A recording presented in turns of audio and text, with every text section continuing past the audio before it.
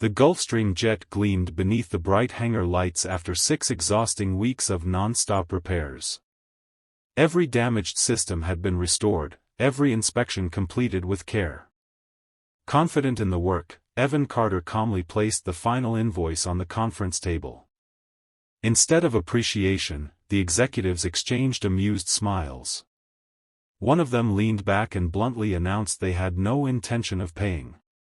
They believed a struggling aircraft mechanic with mounting debts and a teenage daughter to support wouldn't dare challenge a powerful corporation. Evan didn't raise his voice or argue. He quietly reached into his pocket, placed his airworthiness certification card beside the hangar key, nodded once, and walked away without another word. The room dismissed his silence as surrender. Barely 10 minutes later, CEO Vivian Ashford instructed the flight crew to prepare the jet for departure. But something unexpected happened.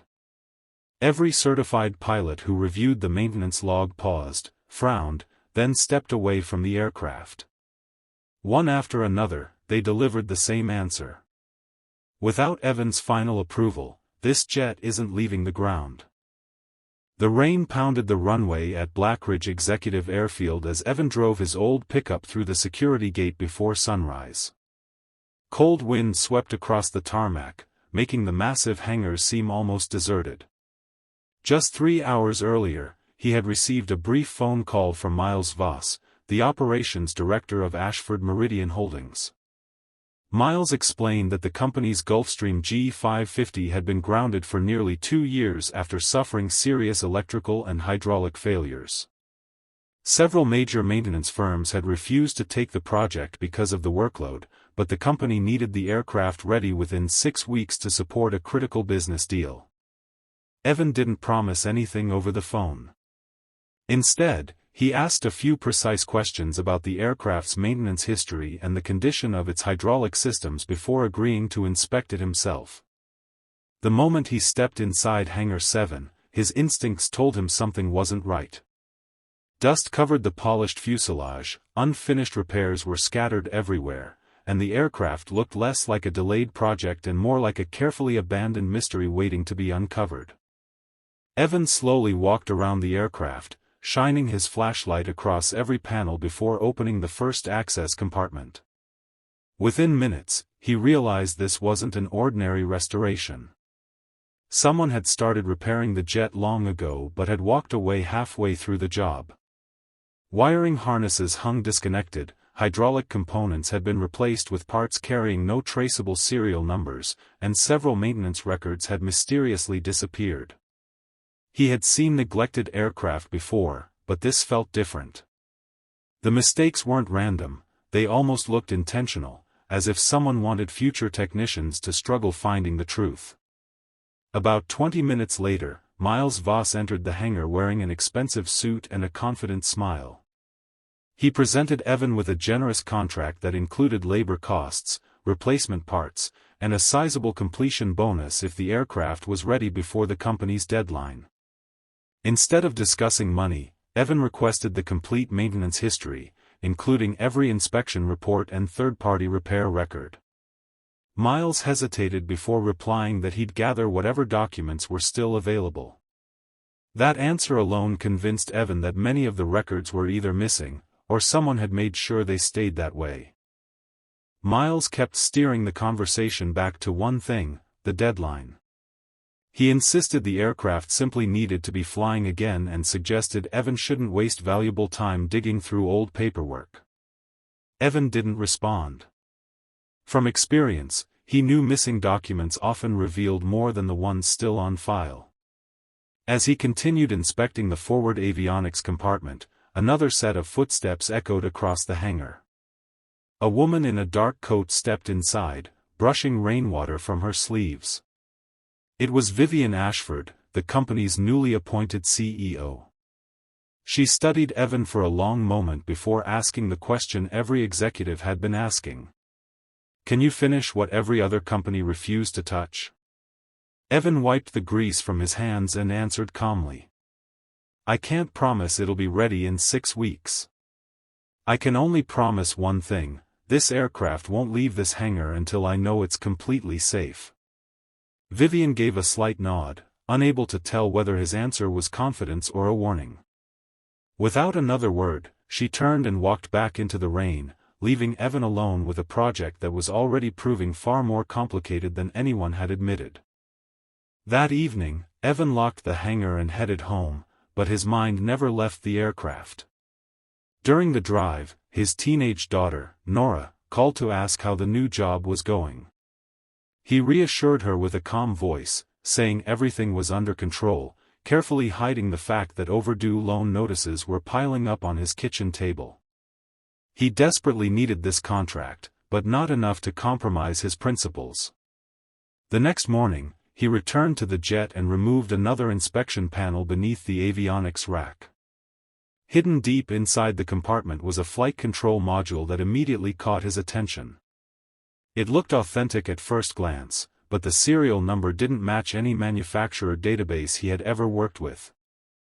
A few hours later, Lena Brooks, Evan's longtime avionics specialist, arrived carrying her diagnostic equipment. The moment she examined the unfamiliar component, her expression changed. "This isn't just an undocumented part," she said quietly. "If this controls the aircraft's flight system, someone installed equipment that shouldn't even be here."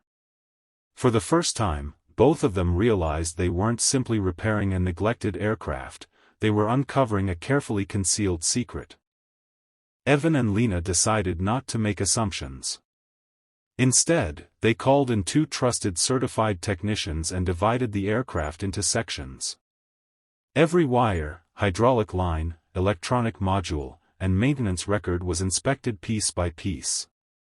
With each passing hour, the list of irregularities grew longer. Missing log entries, mismatched components, and undocumented repairs painted a troubling picture. During the first week, another problem surfaced. Whenever Evan requested approval to purchase genuine replacement parts, Miles delayed the paperwork, claiming the company was reviewing expenses. Realizing time was slipping away, Evan used money from his own line of credit to order the critical components himself. Safety couldn't wait for corporate decisions. Hydraulic seals, wiring harnesses, and a new pressurization controller began arriving at the hangar.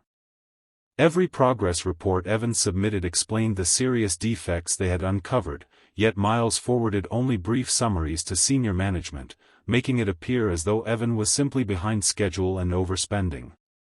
Inside the hangar, however, the team knew the truth. They weren't repairing an old jet anymore, they were slowly exposing years of hidden shortcuts that could have ended in disaster. On the 9th day, Vivian called the hangar after hearing complaints that the project was moving too slowly. Instead of defending himself over the phone, Evan invited her to inspect the aircraft in person and review every report with her own eyes rather than relying on filtered updates.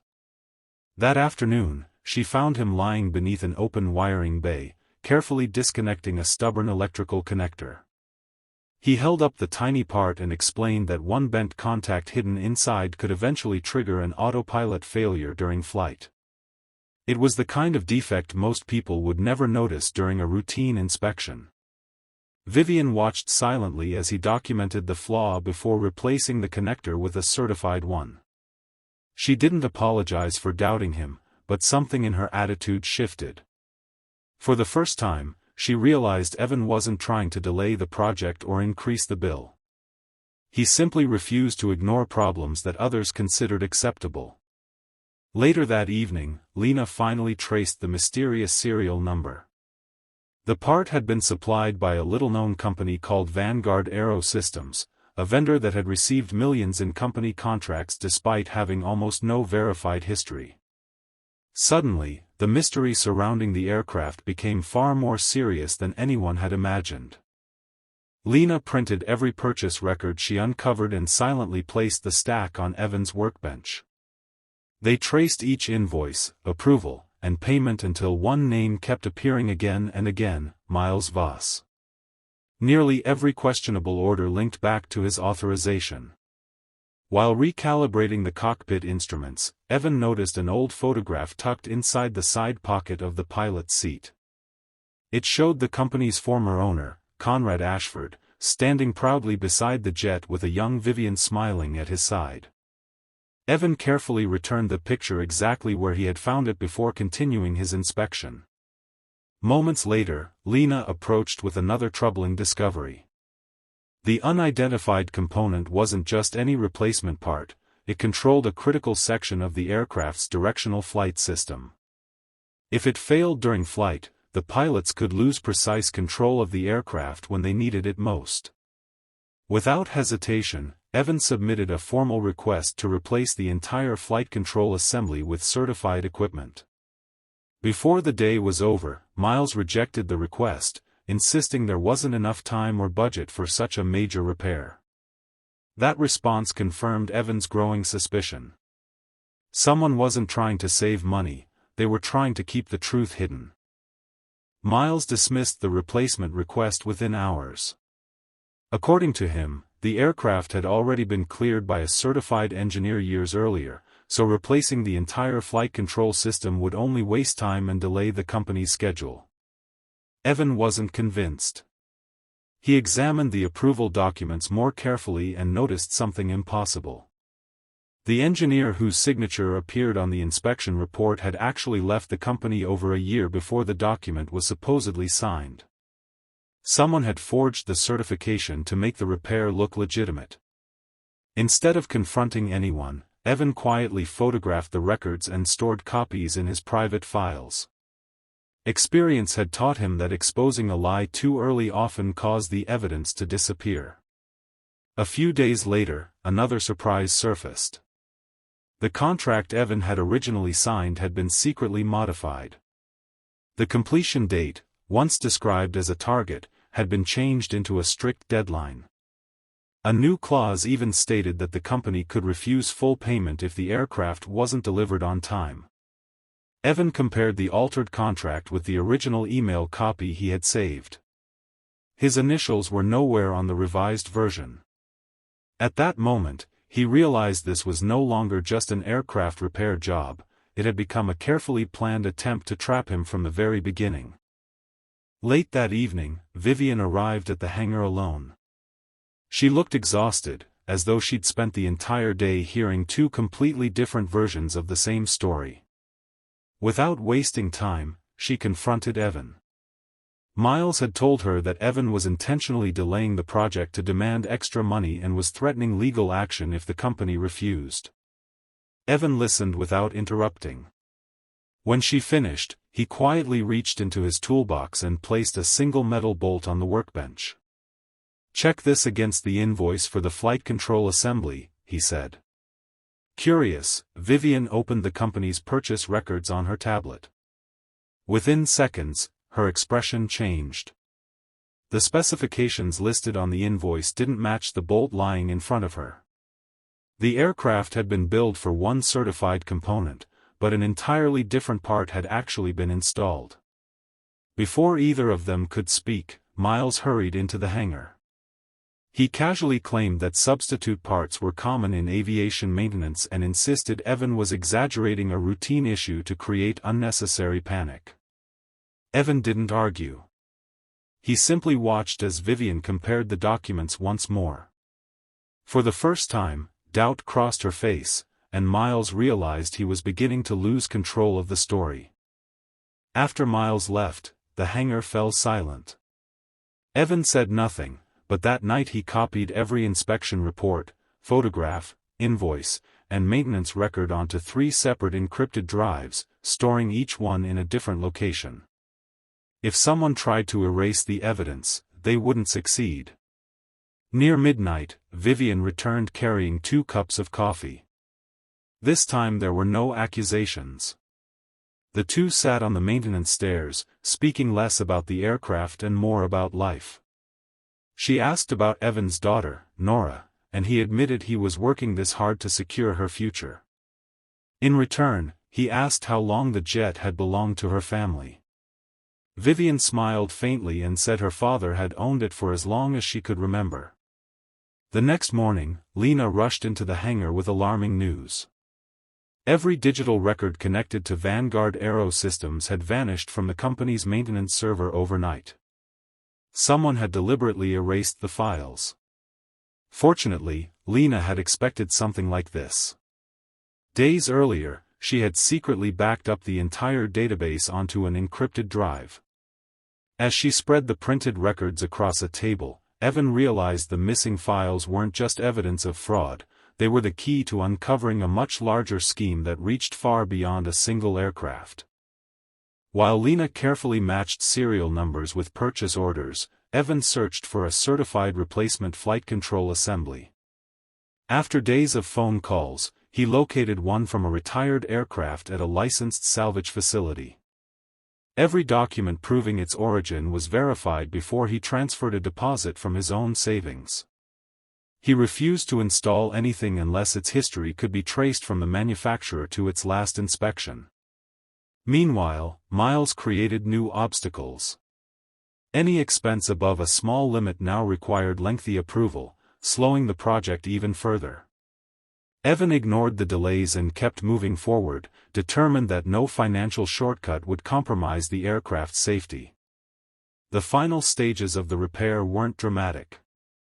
They involved endless system calibrations, pressure tests, wiring checks, and software synchronization. Every repaired component had to communicate perfectly with the next. Even the smallest error could become a serious problem once the jet was airborne. Then, one quiet morning, the engines finally came to life. Their deep roar echoed through the hangar as the team paused to listen. For the first time in years, the Gulfstream was alive again.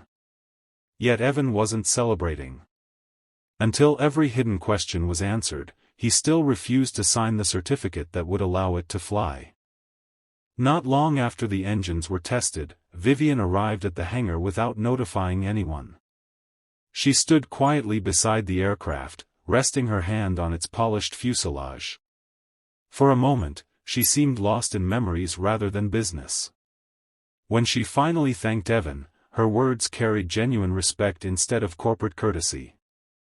Before the moment could last, Miles interrupted with a printed flight schedule. He reminded everyone that the company's merger deadline was approaching and insisted the aircraft had to depart the following morning. According to him, there was no reason to delay any longer. Evan remained calm. "The repairs are nearly complete," he replied, "but the inspection isn't. Every flight-critical component must be fully verified before I certify this aircraft." That evening, while most of the crew had gone home, Miles secretly instructed a technician to place several old, uncertified parts inside the hangar storage room. His plan was simple: if questions were raised later, he could claim those unauthorized components belonged to Evan's team. The next morning, unaware of the trap being prepared behind his back, Evan submitted his final invoice, believing his work would now be judged on facts rather than manipulation. The invoice reached the executive office before noon. Every expense was listed clearly, including labor, certified replacement parts, and the money Evan had personally advanced to keep the project moving. Instead of approving the payment, Miles gathered the company's legal advisors behind closed doors. A few hours later, he returned with a decision already prepared. The company, he announced, was withholding the entire payment while investigating alleged contract violations.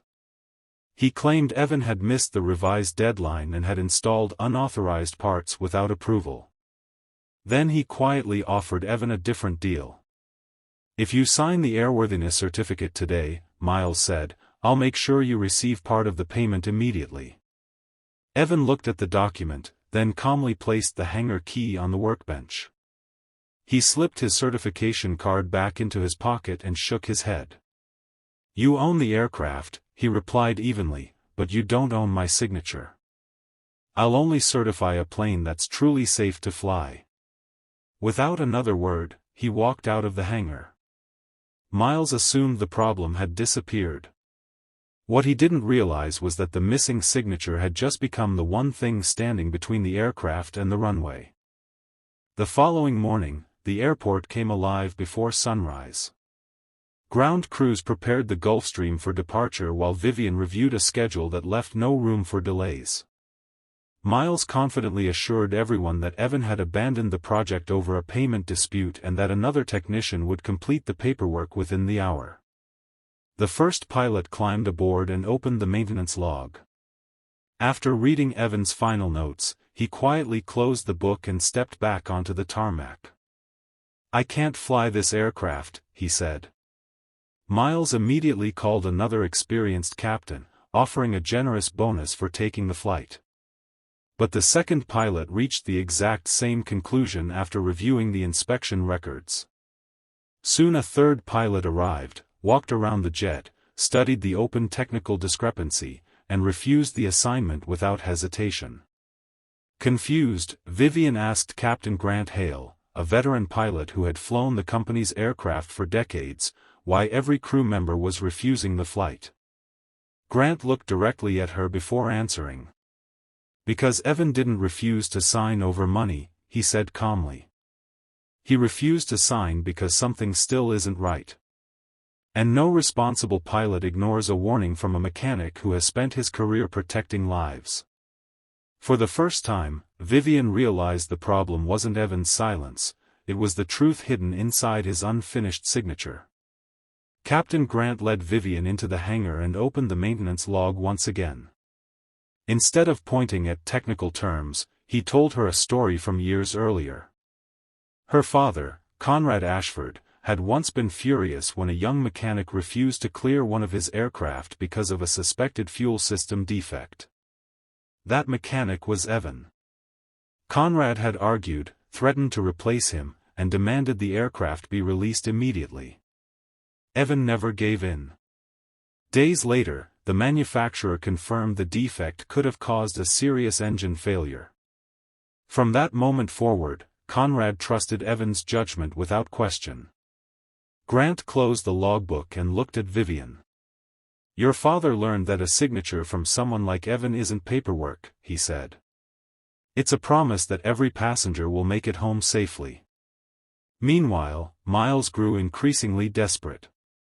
He contacted independent inspectors, hoping someone would issue the missing airworthiness certificate. One after another, they declined. Each inspector gave the same response: no professional would overrule a documented safety concern without personally verifying every unresolved issue. The aircraft remained parked on the tarmac, fully repaired yet unable to fly. And with every passing hour, the pressure on Miles, and the truth he had been hiding, continued to grow. As the hours slipped away, news of the grounded aircraft began spreading through the company. The delayed flight threatened an important merger, and board members flooded Vivian with calls demanding answers. Miles continued insisting that Evan was using the aircraft as leverage to force a larger payment, but the evidence she had already seen made those claims harder to believe. Instead of confronting Miles, Vivian returned to the jet alone. While looking through the cockpit, she unlocked a small storage compartment her father had always kept private. Inside, she found a sealed envelope with Evan's name written in Conrad Ashford's handwriting. The letter revealed something she had never known. Years earlier, Conrad had admitted that Evan was one of the few mechanics he completely trusted because he never allowed money, pressure, or deadlines to influence his decisions. He wrote that people willing to delay a flight for safety were frustrating at times, but absolutely essential. Beneath the letter rested a small digital voice recorder.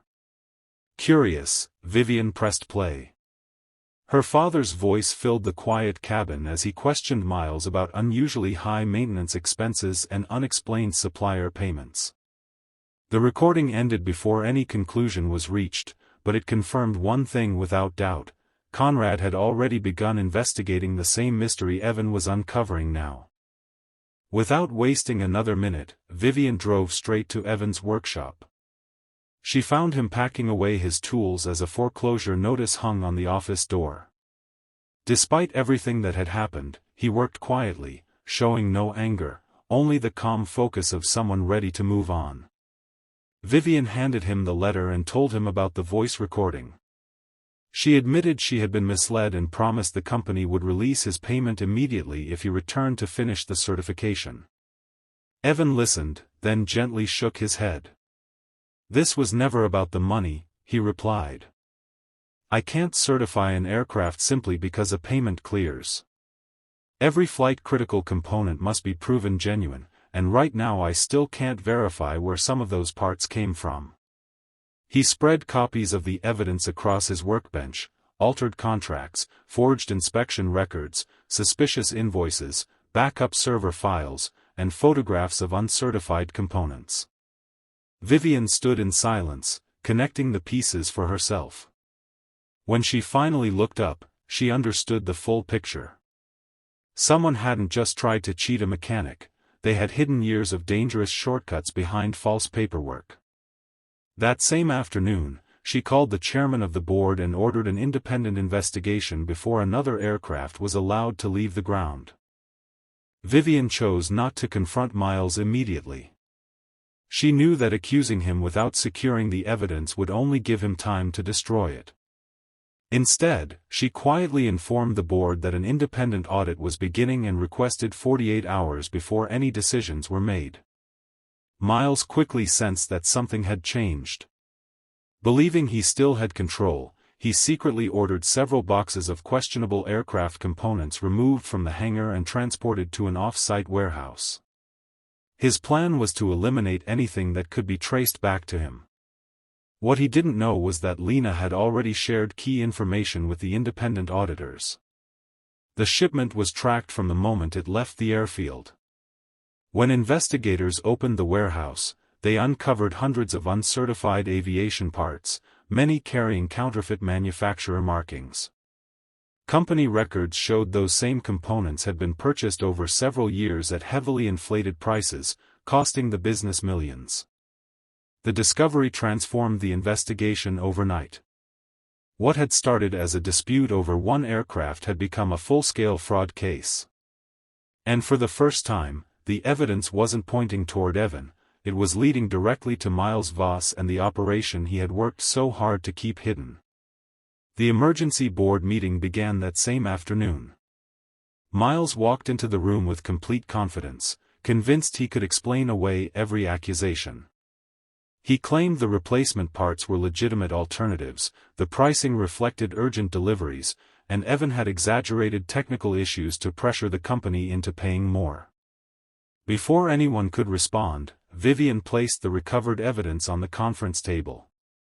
The warehouse inventory, payment records, forged approvals, and shipment logs all pointed to the same conclusion. Then Lena presented the hangar access records, showing that the uncertified parts had been moved into storage only after Evan had submitted his final invoice. The timeline destroyed Miles's entire story.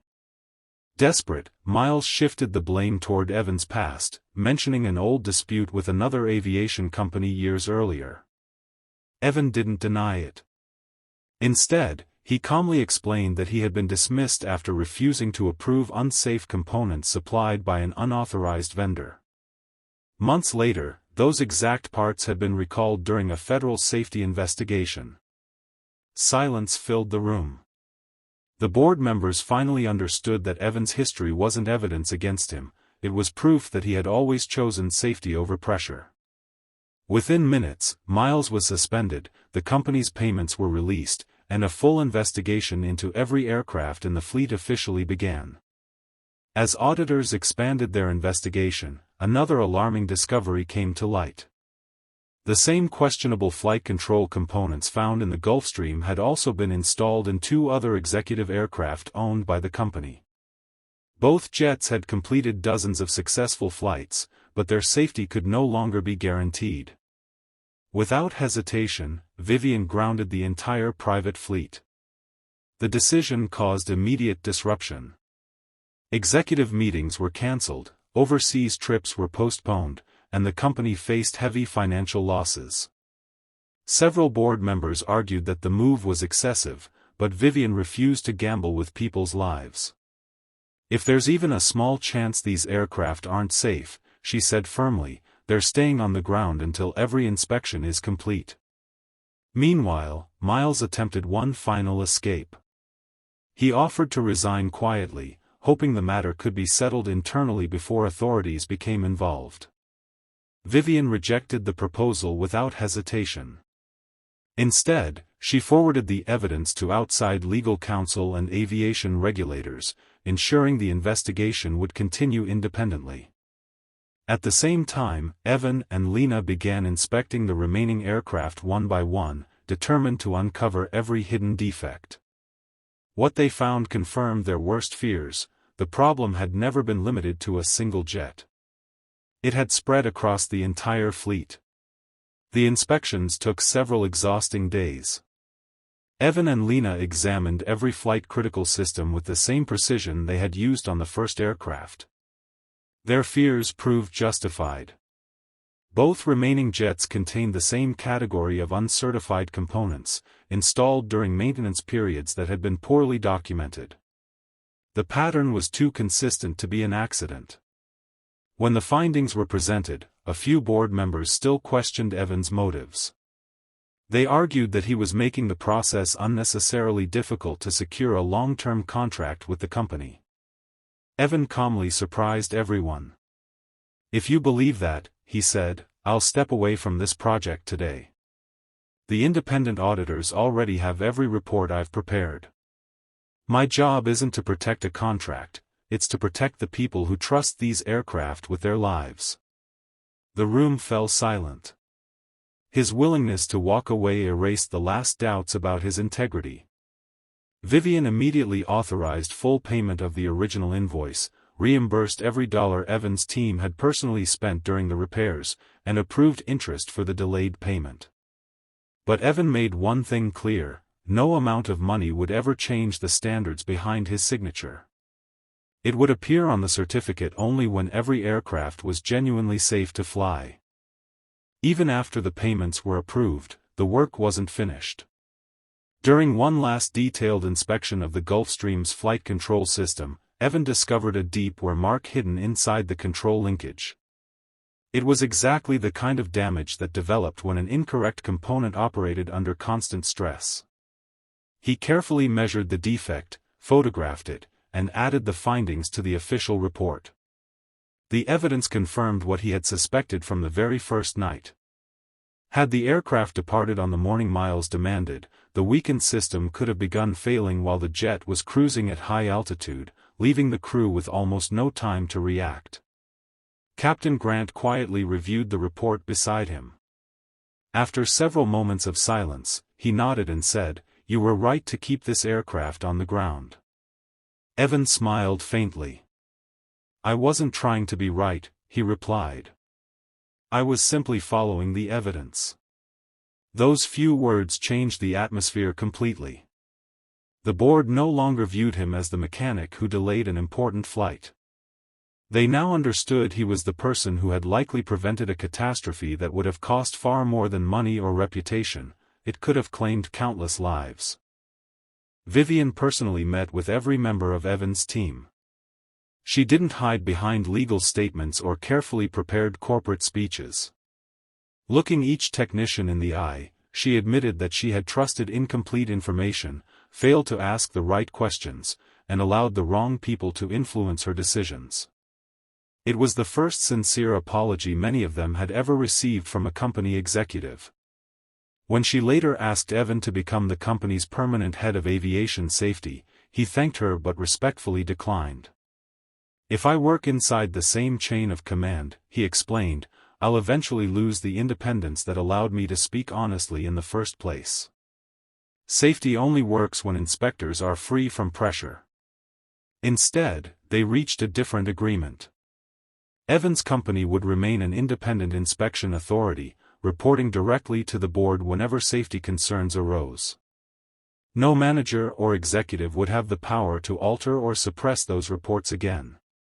A few days later, the bank released the hold on Evan's property after receiving full payment. The financial burden that had followed him for months finally disappeared. Yet his greatest reward wasn't the money, it was knowing that integrity had accomplished what pressure, influence, and wealth never could. After every certified replacement was installed and the final inspections were completed, Evan returned to the cockpit one last time. He studied the instrument panel, glanced at the old clock that had remained with the aircraft through every repair, and finally picked up his pen. Only then did he sign the airworthiness certificate. The moment wasn't about receiving payment or satisfying a deadline. It was about knowing the aircraft was genuinely safe. Soon afterward, Captain Grant completed a flawless test flight. Every control system responded perfectly, and the Gulfstream landed as smoothly as it had years before. The quiet landing needed no applause, it was the strongest proof that the job had been done correctly. In the months that followed, Evan's independent inspection business earned the trust of several aviation companies, while Vivian transformed her organization by creating transparent safety procedures that no executive could override. The scandal became a turning point that changed the company's culture forever. One afternoon, a new aircraft owner walked into Evan's workshop carrying a stack of maintenance records and asked, "How long will it take to get my plane back in the air?" Evan smiled, opened the logbook, and gave the same answer he had always believed in. "I'm not hired to make airplanes fly. I'm hired to make sure every person on board returns home safely." That simple promise had always been worth far more than any contract, deadline, or paycheck.